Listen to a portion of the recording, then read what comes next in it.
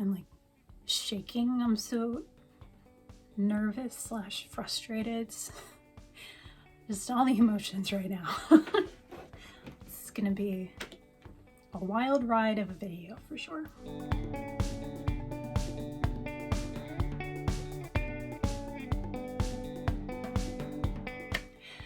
Hello everyone. Today is going to be an interesting video. Am I making this video in part because I have zero motivation to edit my other project videos? Most likely. Probably in great part, yes. But I spent about an hour and a half this morning writing an email to a parent. They were explaining to me some frustrations that they were having with their school district. And I cannot tell you how many times I have heard this parent's frustration from other parents, and it just drives me up the wall. So after an hour and a half of writing this parent an email back with a series of resources and links to their procedural safeguards, you've got me on 10, frustrated special education teacher, coming at you today. Will I be ranting and rambling and making little sense? Probably. Am I going to make somebody mad today? Almost definitely. Am I going to make mistakes and say the wrong thing or just say something poorly and not very clearly? Most definitely, because that's what I do on the daily. But can't even think straight. So am I going to be referencing my 8 pages of notes that I took after this conversation? Yes, because there's so much rolling around up here and I have very little means to communicate that properly. So I have bullet points, I have paragraphs. We're just gonna plow through this together. The mindless rantings of a special education teacher. Buckle up. Now I know that my videos, all few that I have posted so far, again, I have a ton in the making, but very little motivation to finish editing them, because that's a deal. But my videos are usually about making. I don't typically talk publicly about education and my concerns or advocacy on that front unless I need to, because I'm cowardly and care too much what people think about me and don't want to offend anybody, or I'm in a situation where someone really, I think, benefit from that. Like with parents who come up to me randomly at conferences and tell me that they've never gotten their procedural safeguards from their school. And I immediately go into SPEDucator mode and have to tell them all the things. You get procedural safeguards. You get procedural safeguards. You get safeguards. You deserve this. These are your rights as a parent. So we're going to call this making informed decisions, or just making yourself a better person. I don't know. So to set the stage for you a little bit, we're going to back up. This is a complete hypothetical situation, but this is a situation based on countless experiences that I have had in my almost 12 years of working in education. Say there's this low-income family in East St. Louis with a small child with what appears to be a speech-language delay. Some kind of delay there. It's very clear. A single mom tries to request an evaluation through the school, but the request is denied due to inadequate data, which is very common, and the school has every right to do that when there is an inadequate data to support a suspicion of disability. That protects the school, but that also protects the parent and the student, right? We don't want to move to a disability label if we don't have to, if it's not appropriate for the child. So the evaluation gets denied. The parent takes their concerns to their doctor, their pediatrician, and says, I think that my child has some kind of speech language delay. Something is going on. Can you take a look at it? Well, the doctor does that, refers them to a specialist for further evaluation. Single mom again, has 3 other kids. Total hypothetical situation, but not unrealistic. Single mom, 3 kids, not able to get the childcare or the time off work in order to make the multiple appointments that have to be set aside for a full evaluation to happen. But this is a dedicated mom. She's going to take off the time from work. She's going to find a caregiver. But again, that's a challenge when you're supporting 3 kids, let alone getting to those appointments. If you don't have a car, if you can't afford bus or train fare, it's already a chore. But this is a dedicated mom. She gets the appointments, she gets the childcare, and she gets the appointments 2 months out, because that's the state of healthcare in our country. So waits 2 months, sets aside the time and the money to get to those appointments, pay the copay for those appointments with a specialist to get her child evaluated, right? So here we are at the doctor. They find out that, yes, we need to do this full evaluation, go through the process, full eval report done, diagnosis made. Yes, there's some kind of speech language delay going on here. Mom takes that evaluation back to the school. Keep in mind, this is now 2 months minimum later just to get this evaluation report. School now has sufficient data to move forward with their own evaluation now that they have all of this additional data. But the evaluation at school is also going to be drawn out because the school has to collect data. And again, that protects the school, but that also protects the parent and their child. Weeks go by, months go by, child is still falling behind because they still have the speech language delay and they don't yet have access to the supports that they need in order to address those concerns. So time goes by, they have all of this data, moving forward with the evaluation, great. But the student still does not have access to those resources and are still stuck with this delay. Therefore, they're not learning at the rate that they need to. They're not getting the information that they need to or the practice, access to services. So what happens? Behavior problems, because the child does not have the understanding, the patience, the confidence, or the ability to do what they need to do. So the child, young child, difficulty speaking, processing, or retaining what is said in the classroom is already far behind. Teachers already struggling to support them because they're so further behind their peers. Well, the child starts acting out to avoid the work that needs to get done because they can't do it, or they're being bullied in class because of their delay. It's now noticeable and the child feels awkward. So to combat that, because they're young, they don't have adult coping skills, they're going to act out because that's what they know how to do. That's going to get them out of the work that they can't do. So now we have behavior problems, and what happens in our United States educational system? They get suspended because that's what we do. So the child gets suspended, and now mom has to come, take off time from work, find transportation to the school to pick up her child, take her child home for their suspension. Maybe a half day, maybe a whole day, maybe multiple days, depending on the behavior and the incident. Now this is becoming a chronic problem. We have a speech language delay, we have the child acting out, and multiple suspensions now happening.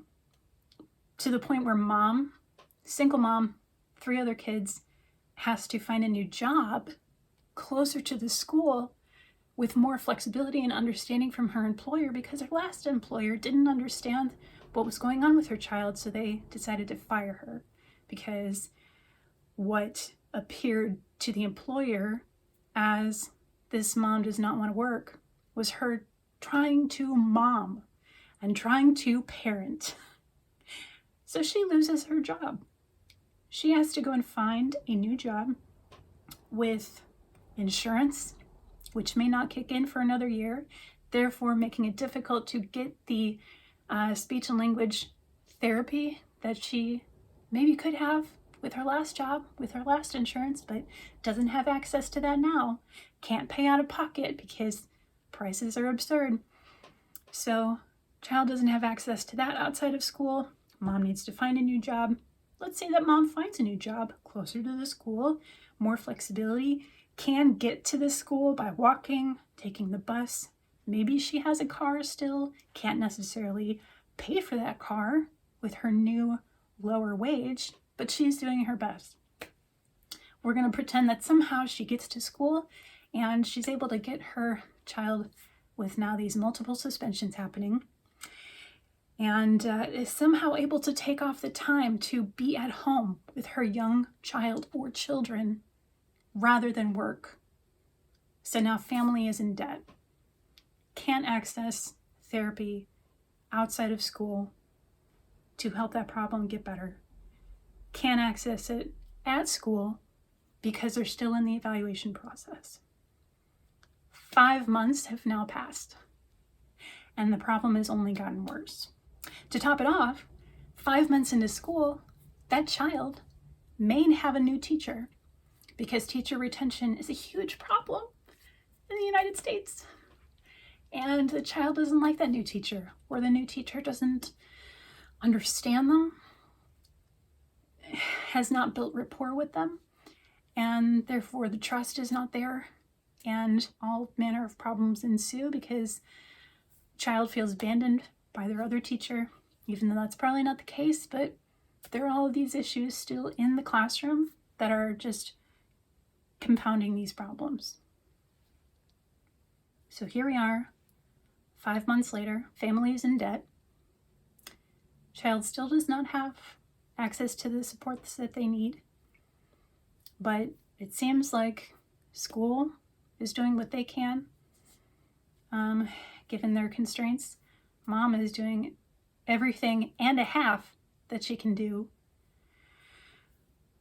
Doctors are doing what they can do, given the constraints of having insurance or not having insurance. And now imagine that this family is Black. That adds a whole other layer of problems. This is a very typical situation that countless families are facing throughout the United States in areas all over the country, not just East St. Louis, not just the city of St. Louis, where I have been teaching now for years, but all over the country. And I am not blaming anyone. I'm not trying to blame anyone, at least. These are systemic issues. These are systemic problems. Problems created by society, perpetuated by society, but have now made problems for individuals. Individuals who don't have the time, who don't have the ability, who don't have the energy, or honestly, the respect that they deserve, maybe because of the color of their skin.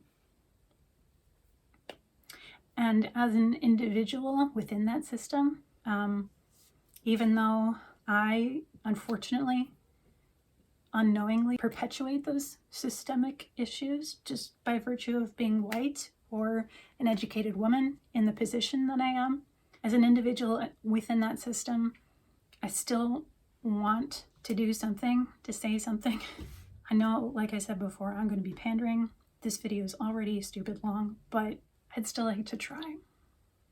So, rather than continuing my rant, this is still kind of going to be a rant, but I'm at least going to try and offer you action steps from the perspective of an individual within the educational system in the United States, from an individual who is also a parent, from another member of society who has seen these systemic issues lead to real, painful, harmful problems for other individuals within that greater system. The first thing that I want to offer, and the first thing that I want you, anyone out there who has felt excluded or marginalized or unwelcomed by your child's academic institution, by any educational community or any educator at all, I first and foremost want to offer you an apology.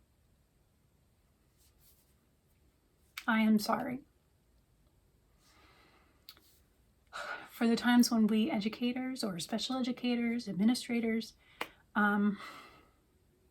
are inconsiderate of your situation or alienating by using big technical words, for example, technical language, failing to include you or explain your rights, clarify your rights, answer your questions adequately, or just come across as arrogant or that we're talking down to you. I am sorry for all of that. I am sorry for the connotation that comes with being white and the history of my skin color. And that so many parents, especially parents of children with special needs, walk into a room and are often statistically dealing with a person who has no clue what their life experience is like.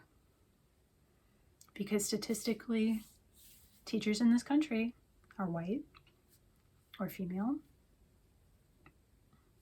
and are predominantly upholding a very traditional style of education, which really means white education. So I am sorry for all of that. But that apology is not going to change your situation.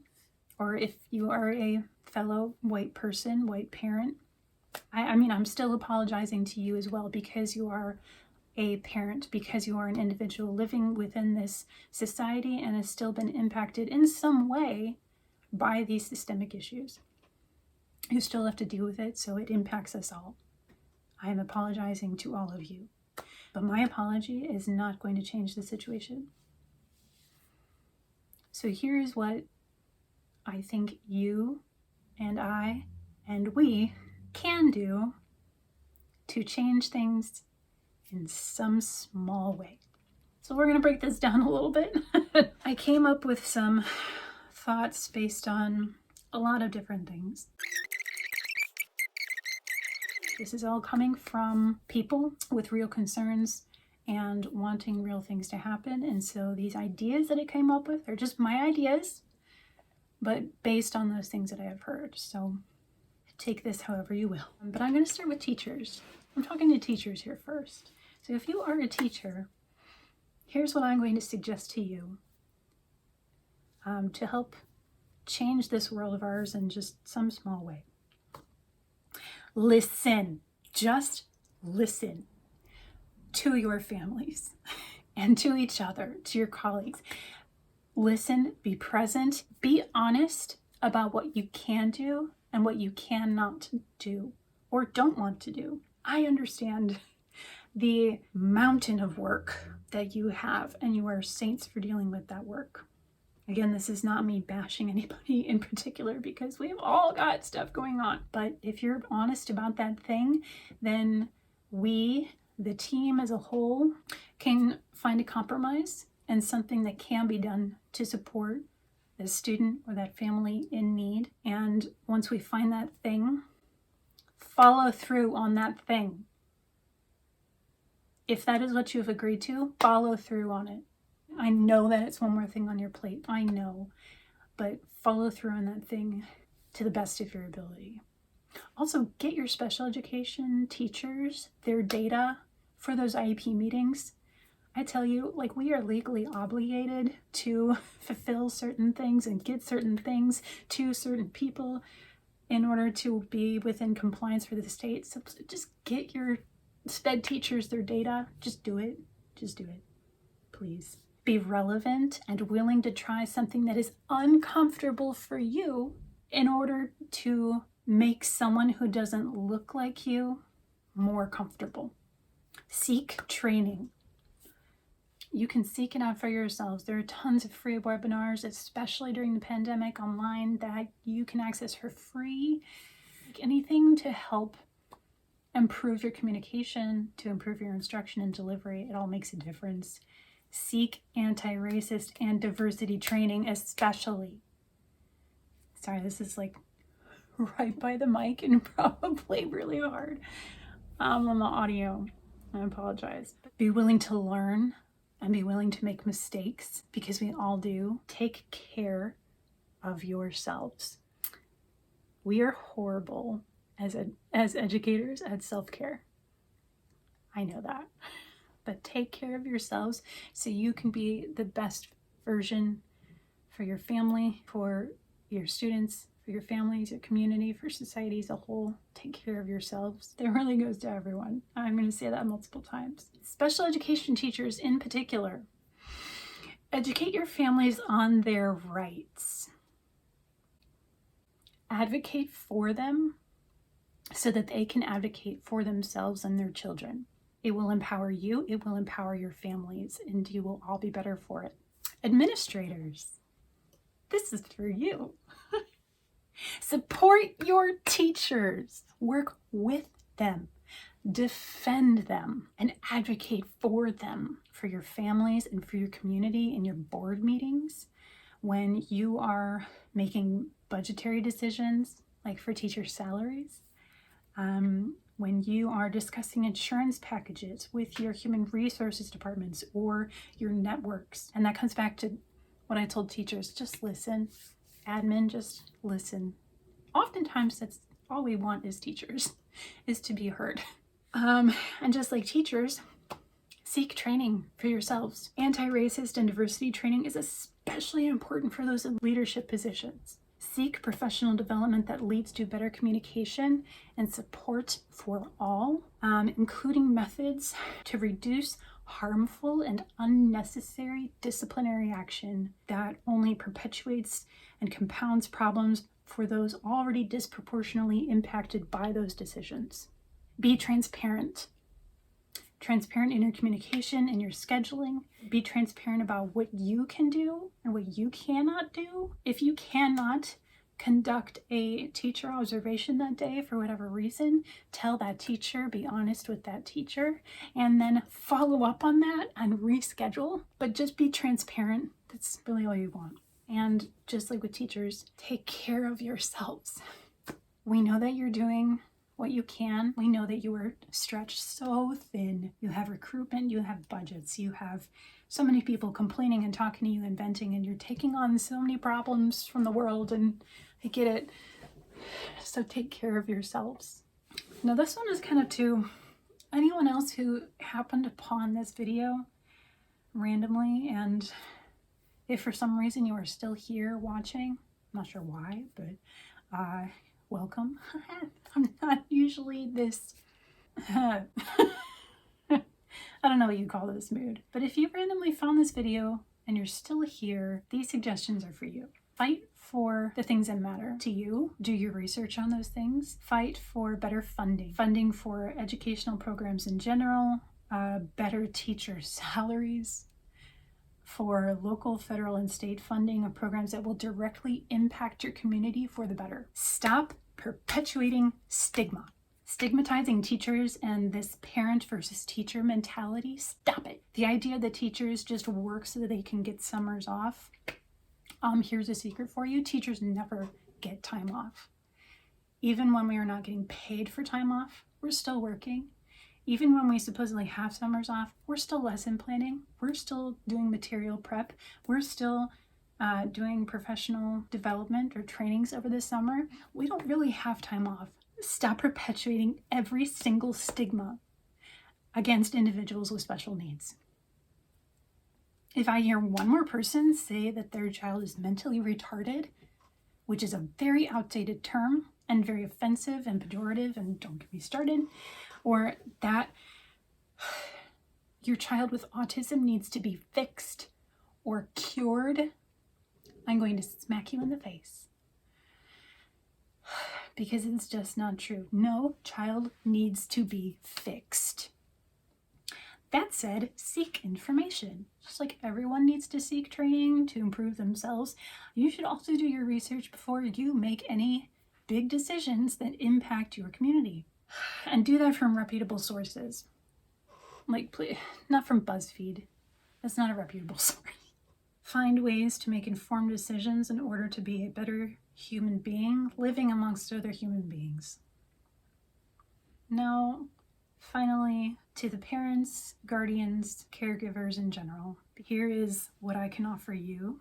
Again, these are just my ideas, but the ideas I have to create just a little bit of change.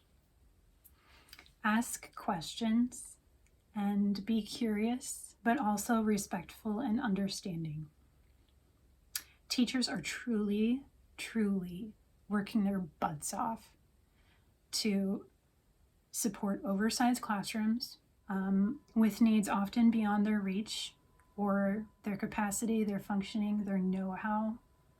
The training that we receive as special education teachers is not the same training that teachers who go into a field like for a specific content area or just to be in the gen ed classroom.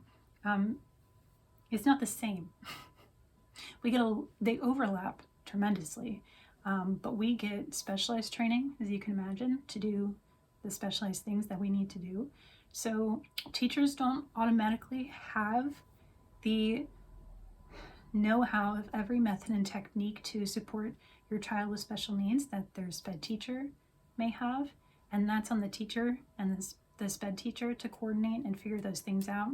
They also need to be working with you, but it's also your job to be respectful and understanding of that, and that your teachers are doing a lot of that work on their own time and with their own money and with all their heart and energy.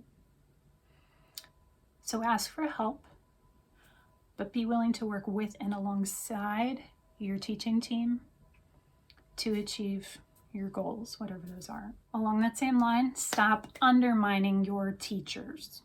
If you are frustrated with your child's teacher or some decision that's being made within your child's school, bring your concerns to that individual or to that individual's superior so that they can address it on your behalf. Complaining about your child's teacher or admin or a specific person at school in front of your child just teaches your child that they can do the same. And they're going to do that to their classmates or to their teacher's face or to the principal. They're going to look to you for example, and if they see that negative example, that's going to create a lot more problems for them and for you overall. So take your adult emotions and communicate your adult emotions to other adults, not to children or in front of children who do not yet have the understanding or the ability to cope with our complex and nuanced adult problems. So along with that, model compassion. Do not tell, model. Show your children what you want them to be able to do to and for others or for themselves. They learn through action, they learn through practice, but that does not happen in a vacuum. And if you tell them to do something once, it's not going to stick. Their minds are still developing. I'm going to butcher this statistic, but I don't think that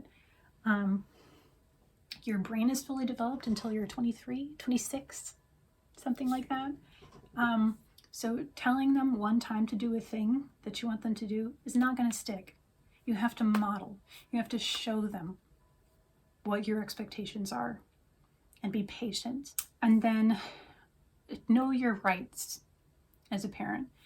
And again, I'm speaking directly to those parents who have children with special needs.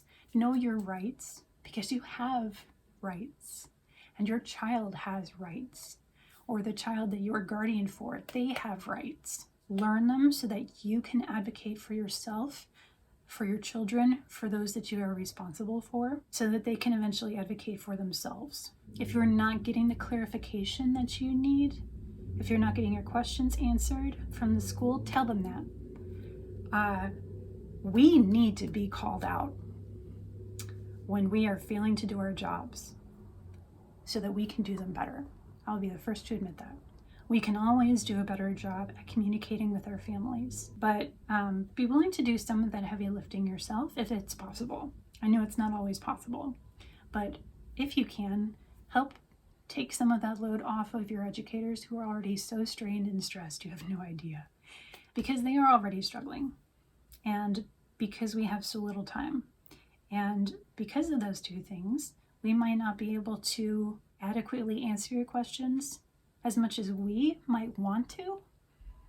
I would love nothing better than to sit with some of my families the entire day and just walk them through their rights and the evaluation process and answer questions. I would love to just have a consultation with a family for a day and explain things and break things down. I would love that. But I do not have that time. So if you can do some of that digging yourself, if that is possible, please do that. That will empower you as a parent, as a caregiver. It will.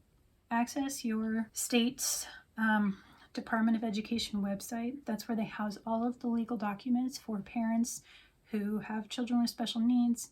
That's where they house all of their information for educators. And some things vary from state to state.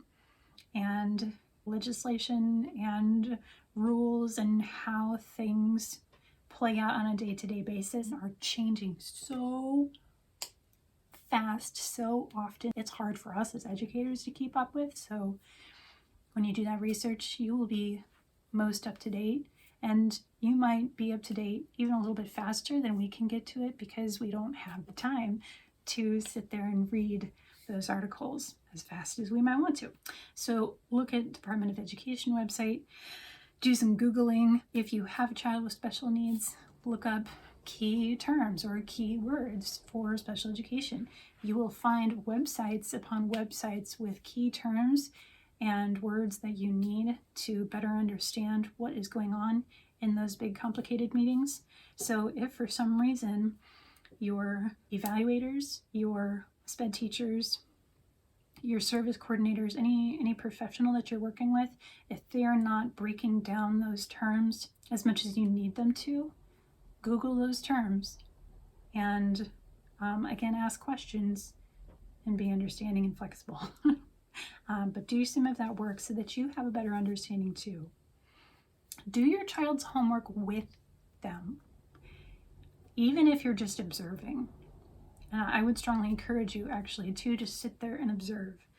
That way they are doing everything that they can and they are learning to make mistakes, and you are seeing what they need to work on. You are seeing those mistakes or those small failures, and you can reinforce the things that they did well, and you can learn better what they need to work on so that you yourself can seek out resources for that specific skill. One of the questions that I get the most as a SPED teacher is, what does my child need to work on? And what resources can I get to work on those things? When you're doing homework with your child, or when you're reading with your child, you're seeing in real time what they need to work on. If they're having trouble sounding out a certain word, or they can't spell a word, or they're not writing on the line perfectly, you can Google those terms. Child cannot add blank plus blank or subtract, and thousands of resources will pop up. You can see in real time what they need. You can address those needs in real time, and you can see your child's progress on a day-to-day basis. You don't have to wait for parent-teacher conferences to ask what your child needs to work on. Spend time with your kids, and when you work on that with them, they're going to make a lot more of that progress because they're getting those issues addressed quickly and in a loving way. You'll get some major brownie points too if you do that with your teachers, with your school. When I see like posters, anchor charts on the walls, or I see flashcards on the table, oh, it just like melts my heart. Oh, this family is doing everything they can. They're doing such a good job. Score some major brownie points. So that is what I have. If you have made it this far, thank you. We cannot make the changes to these massive systemic problems on our own. We have to work together, and we can't wait. I gave that completely hypothetical situation at the beginning based on the stories of countless families that I personally have worked with or just have encountered through attending conferences or trainings, community events, whatever, over the years. I cannot tell you how common those frustrations are, those problems. And there are people out there who are doing everything that they can and are still stuck. And it's not their fault. There are also people out there who can do a lot better. And I'm one of those people. And I think in some way we can all do better at something. Whether it's one of these things that I mentioned today or something else, we can all do something to make this world a little bit better. And if you're not willing to do that for yourselves, at least do that for this next generation that's coming up, because they deserve it. The people who care for them and love them, they deserve it. And we deserve to live in a better world, I think. So that's my 2 cents. Thanks.